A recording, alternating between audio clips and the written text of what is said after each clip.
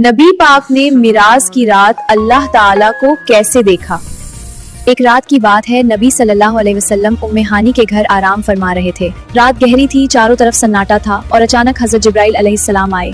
उन्होंने नबी पाक को जगाया और कहा, या रसूल अल्लाह, अल्लाह ताला आपसे मुलाकात चाहते हैं। सुनिए, जब अल्लाह बुलाए तो वो दावत किसी और दावत जैसी नहीं होती।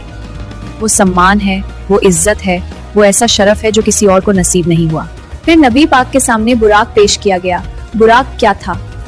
वो एक आसमानी सवारी थी, ऊंट और घोड़े के बीच की, जिसके पंख थे और जो बिजली से भी तेज थी। सोचिए, बिजली भी एक सेकंड में कितनी दूरी तय करती है और बुराक उससे भी तेज। नबी पाक बुराक पर सवार हुए और शुरू हुआ वो सफर जो इतिहास में कभी नहीं भुलाया जा सकता। बुराक पर सवार होकर नबी सल्लल्लाहु अलैहि वसल्लम मक्का से मस्जिद अक्सा पहुंचे। ये वो जगह है जो आज फिलिस्तीन में है, जो मुसलमानों का पहला किबला था, और वहाँ सभी नबियों की मौजूदगी में नबी पाक ने इमामत की। सोचिए, हजरत इब्राहिम वहाँ थे, हजरत मूसा वहाँ थे, हजरत ईसा वहाँ थे, और सबके आगे हमारे नबी मोहम्मद सल्लल्लाहु अलैहि वसल्लम खड़े होकर नमाज पढ़ा रहे थे। ये वो शरफ था जो अल्लाह ने सिर्फ अपने महबूब को दिया। और वहाँ शुरू हुआ असली सफर, सातों आसमानों का सफर। नबी सल्लल्लाहु अलैहि वसल्लम एक एक करके सातों आसमानों से गुजरे। हर आसमान पर आपकी अलग अलग अंबिया से मुलाकात हुई। चलिए, मैं आपको बताती हूँ कि किस आसमान पर किससे मिले।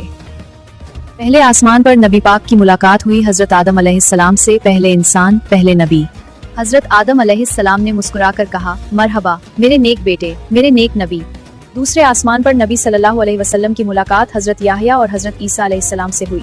हाँ, वही ईसा यीशु जिनके बारे में लोग सोचते हैं कि वो सलीब पर मारे गए, लेकिन हकीकत ये है कि अल्लाह ने उन्हें जिंदा आसमान पर उठा लिया था।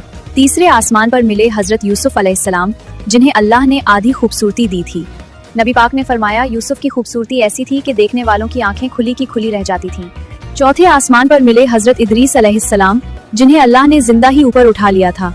कुरान में अल्लाह फरमाता है, और हमने उन्हें ऊंचे दर्जे पर उठा लिया। पांचवें आसमान पर हजरत हारून अलैहिस्सलाम से मुलाकात हुई, हजरत मूसा के भाई, बहुत नेक और सब्र करने वाले। छठे आसमान पर हजरत मूसा अलैहिस्सलाम से मुलाकात हुई, अल्लाह के कलीम, जिन्होंने फिरौन से टक्कर ली।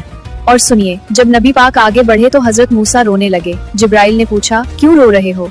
हजरत मूसा ने कहा, मुझे खुशी है कि मेरे बाद ऐसा नबी आया जिसकी उम्मत मुझसे बड़ी जन्नत में जाएगी। और फिर सातवें आसमान पर मुलाकात हुई हजरत इब्राहिम अलैहिस्सलाम से, अल्लाह के खलील, जिन्हें आग में डाला गया लेकिन अल्लाह ने आग को ठंडा कर दिया। हजरत इब्राहिम अलैहिस्सलाम बैतुल मामूर के पास खड़े थे, वो आसमानी काबा जो सातवें आसमान पर मौजूद है। वो आसमानी काबा जहाँ हर रोज 70,000 फरिश्ते तवाफ करते हैं।